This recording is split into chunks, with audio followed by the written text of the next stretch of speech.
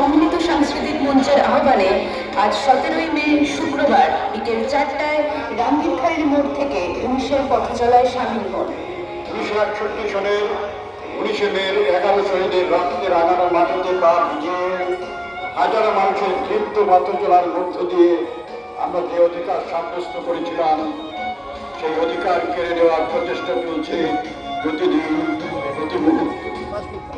ভাষা আইন লঙ্ঘন করে অসমীয়া ভাষা চাপিয়ে দেওয়ার চেষ্টা চলছে অবিরত। বরাক উপত্যকার গণদাবি ভাষা স্টেশন শিলচর নামকরণ করা হচ্ছে না কোনো কারণ ছাড়াই। এনআরসিতে নাম না ওঠা 19 লক্ষ মানুষের জীবন আজ প্রশ্ন চিহ্নের মুখে।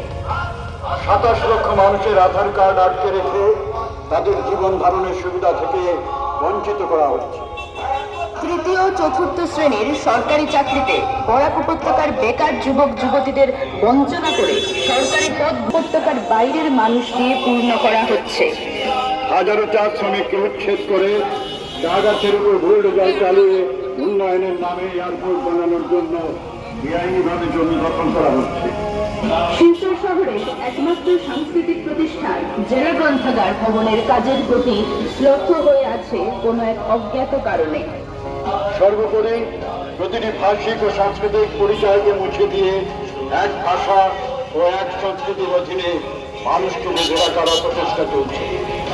সাথী এর দুঃসময়, আমরা বিশ্বাস করি দুঃসময় থেকে সুসময়ে মানুষই পৌঁছে দিতে পারে মানুষকে। এর জন্যই বিশেষ সেই যুক্ত পথচলাকে স্মরণ করে হাজার হাজার পাকে শক্ত মাটিতে রেখে পুলিশের পথ চলাতে সামিল হওয়া আর সময়ের আহ্বান। আসুন 17ই মে 2024 শিলচর রামগীরখাড়ির নেতাজির মূর্তির পাদদেশে বিকেল 4টায় জমায়েত হই এবং 19-এর পথে চলায় পা মেলাই, আওয়াজ তুলি। ভাষা আইন লঙ্ঘন করা চলবে না। অতি সত্বর ভাষা স্টেশন শিলচর নামকরণ করতে হবে। শিলচর জেলা গ্রন্থাগার ভবনের কাজ দ্রুত সম্পন্ন করতে হবে। বরাক উপত্যকার তৃতীয় ও চতুর্থ শ্রেণীর সরকারি চাকরিতে বরাক উপত্যকার বেকার ছেলে মেয়েদের নিযুক্তি দিতে হবে। মানুষের রাখতে রাখা আধার কার্ড অতি সত্বর ফিরিয়ে দিতে হবে।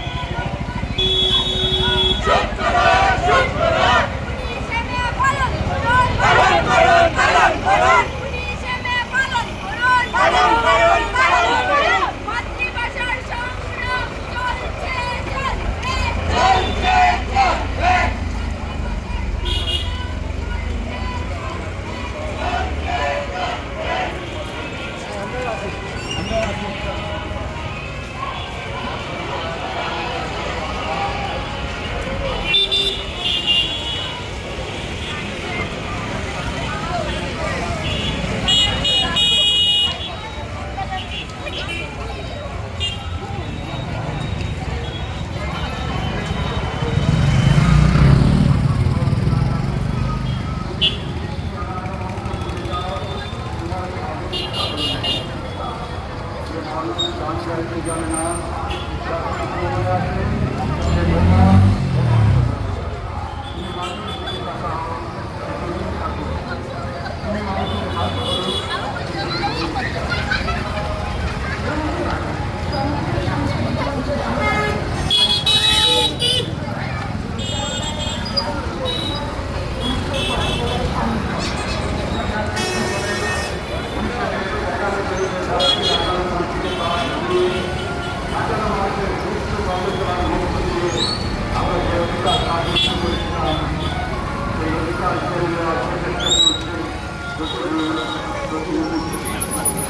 ভাষা আইন লঙ্ঘন করে অসমীয়া ভাষা চাপিয়ে দেওয়ার চেষ্টা চলছে অবিরত।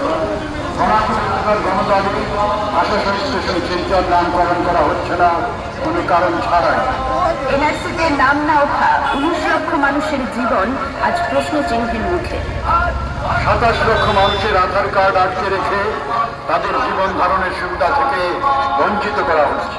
তৃতীয় ও চতুর্থ শ্রেণীর সরকারি চাকরিতে বরাক উপত্যকার বেকার যুবক যুবতীদের বঞ্চনা করে সরকারি পদগুলি বরাক উপত্যকার বাইরের মানুষ দিয়ে পূর্ণ করা হচ্ছে। হাজারো চা শ্রমিককে উচ্ছেদ করে জাহাজের উপর ঘূর্ণিঝড় চালিয়ে উন্নয়নের নামে এয়ারপোর্ট বানানোর জন্য বেআইনিভাবে জমি দখল করা হচ্ছে।